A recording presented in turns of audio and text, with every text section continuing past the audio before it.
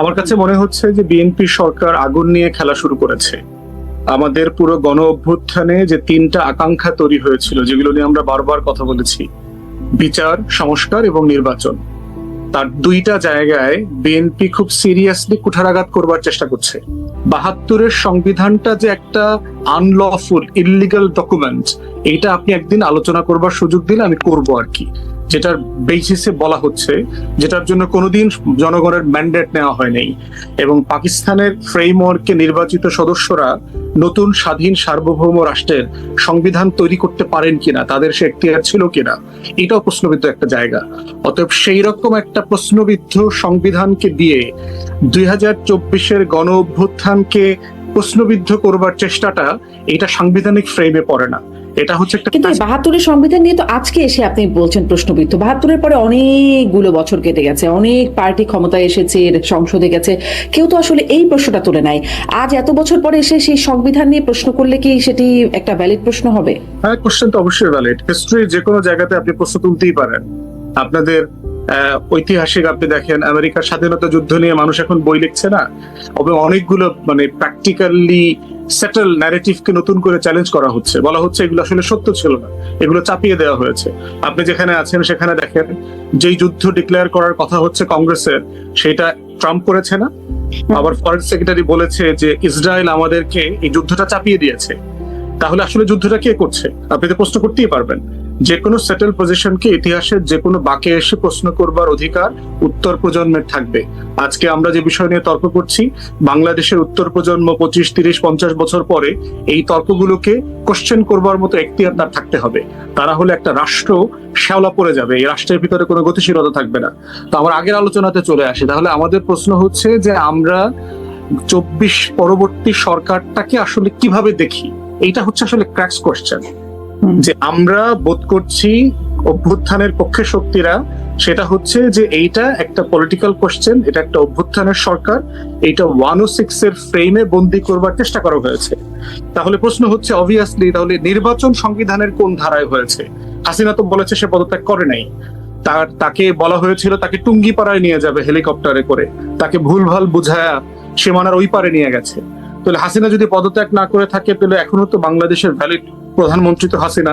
নির্বাচনটা কিসের ভিত্তিতে হইলো? কোন কোন ধারাতে বলে দেওয়া আছে যে জোর করে একজন প্রধানমন্ত্রীকে সরায় দিয়া গণ অভ্যুত্থান করা যায়? বাংলাদেশের কোন আইনে ছিল ৭১ সালে মুক্তিযুদ্ধ করা যাবে? পাকিস্তানের সংবিধানে কোন আইনে ছিল? মুক্তিযুদ্ধ, গণ অভ্যুত্থান, অন্যায়ের বিরুদ্ধে প্রতিবাদ, এই যে আপসার্জ গুলো হয় হিস্ট্রিতে। আমি একটু বোঝার জন্য ব্যারিস্টার ফুয়াদ আপনার কাছে, যে আচ্ছা গণ অভ্যুত্থান হলো, তারপরে সেটার একটা সাংবিধানিক, গণ অভ্যুত্থান তো সংবিধান মেনে হয় নাই, কিন্তু তারপরে একটা সাংবিধানিক ধারার মধ্যে নিয়ে আসা হলো। সেই ১০৬-এর অধীনে আদালত ঘোষণা করলেন, এটার একটা ভ্যালিডিটি দেওয়া হলো, শপথ নিলেন সংবিধান অনুযায়ী এই অন্তর্বর্তীকালীন সরকার। তারপরে এই পুরো মেয়াদটা শেষ করে তারা ভোট দিলেন, নির্বাচনের আয়োজন করলেন, এবং বিএনপি এখন 2/3 ভোটে তারা ক্ষমতায় চলে আসছে।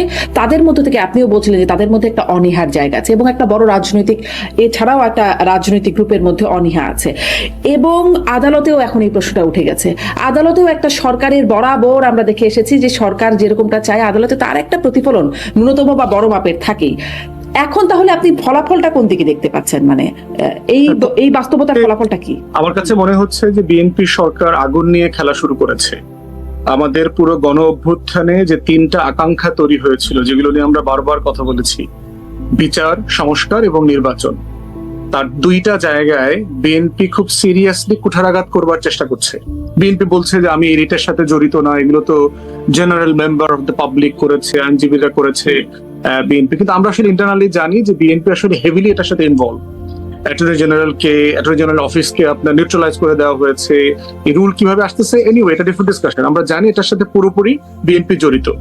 তাহলে এখন প্রশ্ন হচ্ছে, আপনার যদি মনে থাকে, আপনাকে 2011, 12, 13 নিয়ে যাই, কেয়ারটেকার প্রভিশন বাতিল করার সিদ্ধান্ত যখন হাসিনা নিল, এক্স্যাক্টলি কিন্তু এই ধরনের তর্ক আলাপগুলো এসেছিল যে হ্যাঁ, এটা তো একটা গণতান্ত্রিক রাষ্ট্রে ভাবে চলতে পারে না, পৃথিবীর উন্নত সব দেশে নির্বাচন তো সরকারি দল নির্বাচন করে, নির্বাচন কমিশন করে, এরকম একটা এক্সট্রা কনস্টিটিউশনাল মেজার আমরা কেন রাখবো? এটা তো দিন শেষে আপনার আদালতের ঘাড়ে বন্দুক রেখে এই কাজগুলো হাসিনা করেছে। এবং এই জুলাই সনদ সংস্কার বিচার নিয়ে যেগুলো বিএনপি করছে, এই তর্কগুলো ঠিক হাসিনার ওই কেয়ারটেকার প্রভিশন বাতিল করবার মতো জায়গায় ব্যাকফায়ার করবে। কারণ এমন একটা জিনিস নিয়ে খেলছে যেটা বিএনপি নিজে সাইন করেছে জুলাই সনদে। তিনি ঐক্যমত কমিশনে পুরো 6-8 মাস একসাথে আলোচনা আমরা করেছি, আমরা সবাই মিলে একমত হয়েছে এই কাজগুলো করব। করার পরেই একই প্রসেসের মধ্য দিয়ে কিন্তু জাতীয় সংসদ নির্বাচনও হয়েছে। তাহলে আপনি একটা প্রশ্নকে কিভাবে চ্যালেঞ্জ করেন যেটা অলরেডি রেজাল্ট হয়ে গেছে? আপনি আগে করলেন না কেন? নভেম্বরে যখন গণভোট হবে এই অধ্যাদেশকে আপনি তখন চ্যালেঞ্জ করলেন না কেন যে এইটা কনস্টিটিউশনাল কিনা? তখন আপনি জাতীয় সংসদ নির্বাচন যেই অথরিটি করেছে সেই একই অথরিটি আপনার গণভোট আয়োজন করছে। তাহলে আপনি অথরিটির একটা অংশকে চ্যালেঞ্জ করছেন, আর একটা অংশকে চ্যালেঞ্জ করছেন না। এই প্রসেসের মাধ্যমে সমস্যাটা কোথায় হবে দেখেন, যেই বিচারপতিরা এই যে রুল দিয়েছে তাদের একজন হচ্ছে আওয়ামী লীগের আমলে, আরেকজন হচ্ছে কিন্তু নতুন বিচারপতি। বিএনপি এই অন্তর্বর্তীকালীন সরকারের সময় এই বিএনপির অ্যাটর্নি জেনারেল উনি এগুলো অ্যাপয়েন্ট করেছেন। তাহলে ওনার অ্যাপয়েন্টমেন্টটা কিসের ভিত্তিতে হয়েছে? সংবিধান মোতাবেক হয়েছে?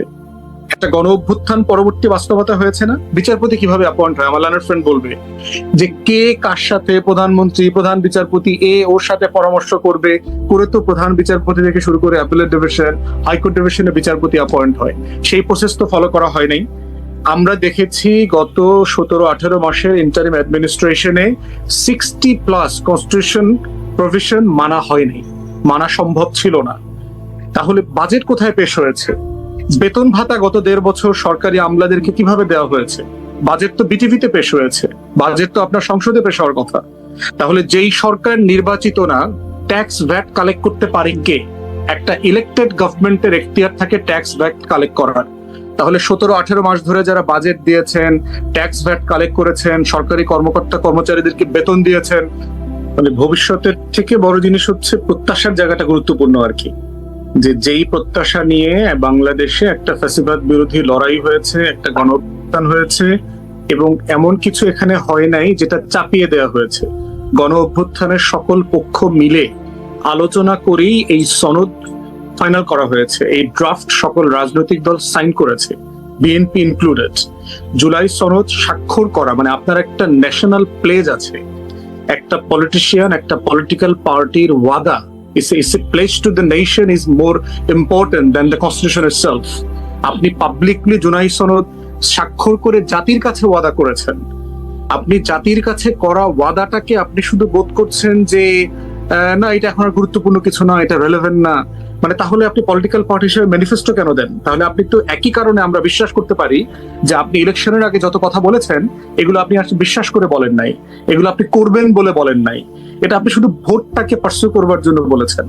তারপরে হচ্ছে আবার কিন্তু আবার ইলেকশনের আগে বিএনপি কিন্তু এই অবস্থানেও দেখা গেছে, মানে তখনও কিন্তু বিএনপির মধ্যে যে অনীহা, তারা যে একরকম চাপে পড়ে করছে, একরকমের মেনে নিচ্ছে, একদম মির্জা ফখরুল ইসলাম আলমগীর থেকে শুরু করে বিভিন্ন মানে এখন যারা মন্ত্রী বা নথিদের কথাই কিন্তু বোঝা গেছে যে গণভোট কি, মানুষ এগুলো বোঝে না, জুলাই সনদ ইত্যাদি নিয়ে তাদের যে একটা অনীহার ব্যাপারটা। তারা নিঃসন্দেহে তারা ন্যায়ের জন্য ক্যাম্পেইন করেছে। এবং একইভাবে দেখেন যে আপনি আপনার ম্যান্ডেট হচ্ছে জুলাই সনদ, আপনার ম্যান্ডেট হচ্ছে আপনি জুলাই সনদ স্বাক্ষর করেছেন এবং বাস্তবায়ন করবেন। আপনার ম্যান্ডেট হচ্ছে আপনি জাতির কাছে ওয়াদা করেছেন এটা বাস্তবায়ন করবেন। কিন্তু এক্স্যাক্টলি আপনি এখন বিচার সংস্কারের এগেইনস্টে অবস্থান নিয়েছেন। হাসিনার কথা চিন্তা করেন, 2008-এ ইলেকশন ম্যানিফেস্টোতে কিন্তু হাসিনা ম্যান্ডেট নেয়নি জনগণের কাছ থেকে যে আমরা ক্ষমতায় আসলে সংবিধান সংশোধন করব এবং তত্ত্বাবধায়ক সরকার ব্যবস্থা বাতিল করে দেব। তাহলে আপনি দেখেন এক্স্যাক্টলি সেম, মানে আগুনের পথে হাঁটতেছে। যেই কারণে হাসিনা যে পলিটিক্যাল ইনস্টেবিলিটি, পলিটিক্যাল ক্যাওয়াস তৈরি করেছে এবং জুডিশিয়াল প্রসেসের মধ্য দিয়ে করেছে, এক্স্যাক্টলি বিএনপি কিন্তু সেই কাজটা করা শুরু করেছে। পার্থক্য হচ্ছে বিএনপি সংসদ ওপেন হওয়ার আগেই শুরু করে দিয়েছে, শপথের দিন থেকে শুরু করে দিয়েছে। হাসিনা আরো একটু বেটার ছিল যে আপনার 2-4 বছর সময় নিয়েছে, সিস্টেম নিয়ন্ত্রণে নিয়ে আসতে ধীরে করেছে। এবং এই জায়গাতে মানে জুলাইয়ের সবচেয়ে বড় বেনিফিশিয়ারি হবার পরেও তারা যে কাজটা করছে, এটা জন্য আমি শুরুতে বলেছি তারা আগুন নিয়ে খেলছে, এবং এই আগুন নিয়ে খেলাটা কোনোভাবে কিন্তু আপনার বাংলাদেশের জনগণ ভালোভাবে নিচ্ছে না। আপনি চিন্তা করে দেখেন, বিএনপি কে যারা ভোট দিয়েছে তাদেরও কিন্তু একটা বিশাল অংশ, ডেসপাইট তাদের নেগেটিভ ক্যাম্পেইন, তারা কিন্তু হ্যাঁ ভোট দিয়েছে। এই জন্য দেখবেন বিএনপির ভোটের চেয়ে কিন্তু আপনার হ্যাঁ ভোটের সংখ্যা কিন্তু বেশি।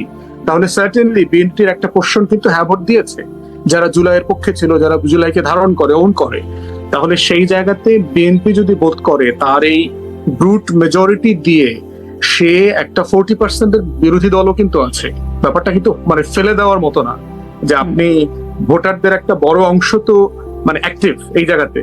আবার দ্বিতীয়ত হচ্ছে ম্যান্ডেট হচ্ছে, প্রশ্ন তো খুব পরিষ্কার ছিল জুলাই, এবং এই প্রশ্নের দুইটা ম্যান্ডেটকে যদি আপনি এভাবে নেগেট করেন, এইটার ফিউচার বিএনপির জন্য ভালো হবে না।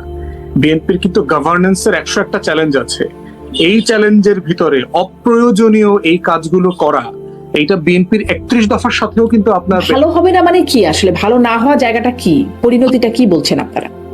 অজনপ্রিয় হয়ে যাবে, জনগণের মুখোমুখি হবে, বিরোধী দল আপনার সংসদের বদলে রাজপথে চলে আসার অলরেডি চিন্তা ভাবনা করছে। আপনি দেখেছেন যারা বিরোধী দল আছে, এনসিপি সহ জামাত, তারা বলছে যদি জুলাই সনদ বাস্তবায়ন না হয়, ইন্টারিম অ্যাডমিনিস্ট্রেশনের অর্ডার গুলো যদি প্লেস করে পাশ না করা হয়, তাহলে তারা ওইখানে কেন থাকবে?